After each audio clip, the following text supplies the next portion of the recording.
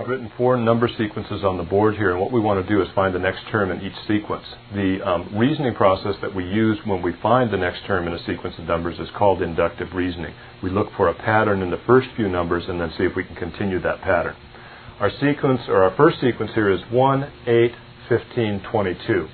Now, the first thing I do is look to see if subtracting 2 consecutive terms in the sequence always gives me the same number. In this case, it does.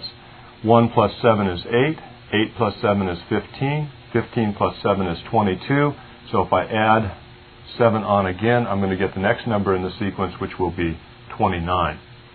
Now, when we have a sequence in which each term comes from the previous term by adding the same number each time, that's called an arithmetic sequence. Here's our next one.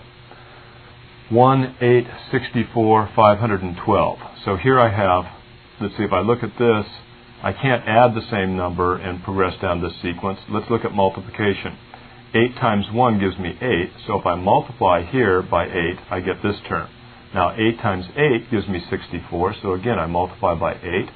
8 times 64, 8 times 4 is 32, 8 times 6 is 48, and 3 is 51, so again, multiplying by 8 gives me this term.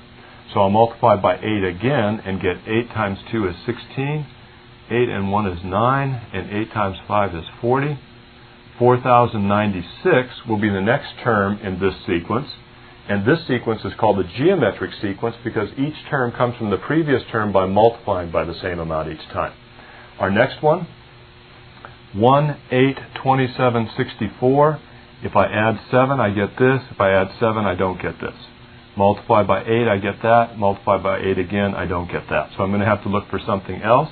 How about, let's see, 1 to the third power, 8 is 2 to the third power, 27 is 3 to the third power, and 64 is 4 to the third power. So I have a sequence of powers of 3 where the base increases by 1 each time. So I'm going to guess that the next number in this sequence will be 5 to the third, which is 125. So this sequence is not an arithmetic sequence or a geometric sequence. It's this sequence right here of powers of 3. So 1, 2, 3, 4, 5 for the base, and then the exponent is 3 in each case. So the next term in that sequence will be 125.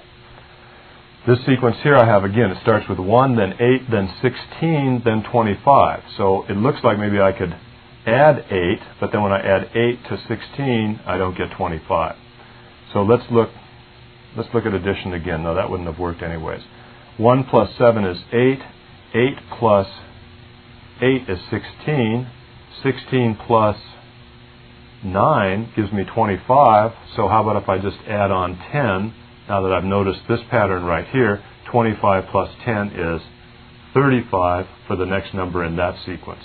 So some sequences, like this one right here, I don't see any particular pattern that involves exponents or anything else. I'll simply look and see if I can find any kind of pattern whatsoever in which to continue that sequence. And here I added consecutively larger integers each time, so I'm going to say that the next number in that sequence is 35.